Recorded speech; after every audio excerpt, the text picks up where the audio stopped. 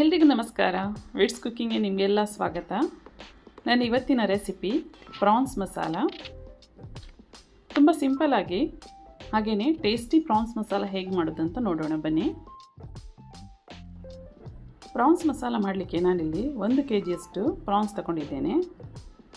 ಈಗ ಇದನ್ನು ಚೆನ್ನಾಗಿ ಕ್ಲೀನ್ ಮಾಡುವ.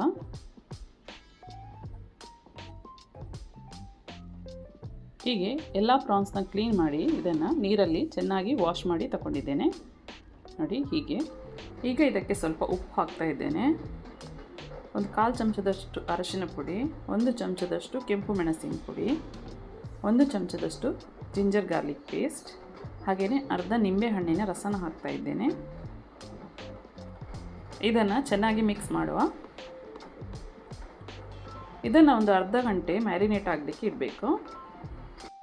ಈಗ ಒಂದು ಪ್ಯಾನ್ಗೆ ಸ್ವಲ್ಪ ಎಣ್ಣೆ ಹಾಕಿ ಎಲ್ಲ ಪ್ರಾನ್ಸ್ನ ಫ್ರೈ ಮಾಡಿ ತೆಗೆಯುವ.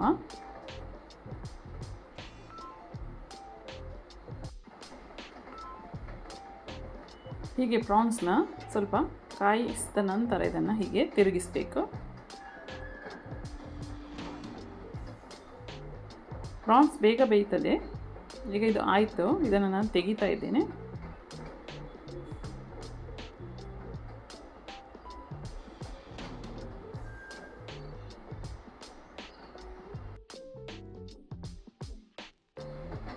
ಉಳಿದ ಪ್ರಾನ್ಸನ್ನು ಕೂಡ ಹಾಕಿ ಫ್ರೈ ಮಾಡುವ.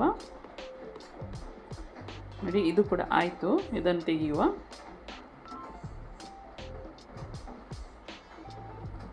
ಈಗ ಒಂದು ಬಾಣಲಿಗೆ ಸ್ವಲ್ಪ ಎಣ್ಣೆನ ತಗೊಳ್ತಾ ಇದ್ದೇನೆ.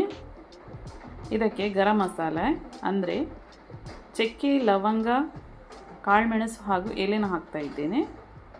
ಇದಕ್ಕೇನೆ ಒಂದು 2-3 ನೀರುಳ್ಳಿನ ಸಣ್ಣಗೆ ಕಟ್ ಮಾಡಿ ಹಾಕಿದೆ.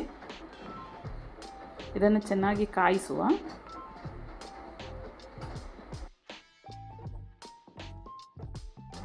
ನೋಡಿ ನೀರುಳ್ಳಿ ಸಾಫ್ಟ್ ಆಯಿತು. ಹೀಗೆ ಬ್ರೌನ್ ಕಲರ್ ಬರಬೇಕು ಇದರಲ್ಲಿ. ಈಗ ಇದಕ್ಕೆ 1 ಟೇಬಲ್ ಸ್ಪೂನಲ್ಲಿ ಜಿಂಜರ್ ಗಾರ್ಲಿಕ್ ಪೇಸ್ಟನ್ನು ಹಾಕ್ತಾ ಇದ್ದೇನೆ. ಇದನ್ನು ಒಮ್ಮೆ ಮಿಕ್ಸ್ ಮಾಡುವ. ಈಗ ಇದಕ್ಕೆ 1 ದೊಡ್ಡ ಚಮಚ ಕೆಂಪು ಮೆಣಸಿನ ಪುಡಿ, 1 ದೊಡ್ಡ ಚಮಚ ಕೊತ್ತಂಬರಿ ಜೀರಿಗೆ ಪುಡಿ, 1/4 ಚಿಕ್ಕ ಚಮಚ ಅರಿಶಿನ ಪುಡಿ, 1 ಚಿಕ್ಕ ಚಮಚ ಗರಂ ಮಸಾಲ ಎಲ್ಲನ ಹಾಕಿ ಚೆನ್ನಾಗಿ ಮಿಕ್ಸ್ ಮಾಡುವ.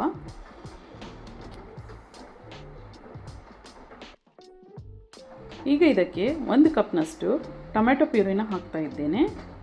ಇದನ್ನು ಚೆನ್ನಾಗಿ ಮಿಕ್ಸ್ ಮಾಡುವ.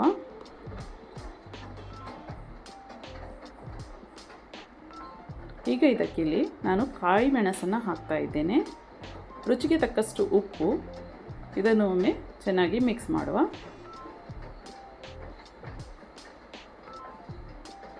ಈಗ ಇದಕ್ಕೆ ಮುಚ್ಚಳ ಇಟ್ಟು ಇದನ್ನು ಚೆನ್ನಾಗಿ ಕಾಯಿಸಬೇಕು. ನೋಡಿ ಹೀಗೆ ಇದರಲ್ಲಿ ಎಣ್ಣೆ ಬಿಡಬೇಕು ಸೈಡಲ್ಲಿ. ನೋಡಿ ಈಗ ಇದಕ್ಕೆ ಕಾಯಿಸಿಟ್ಟಂತಹ ಪ್ರಾನ್ಸನ್ನು ಹಾಕ್ತಾ ಇದ್ದೇನೆ. ಮಿಕ್ಸ್ ಮಾಡುವ.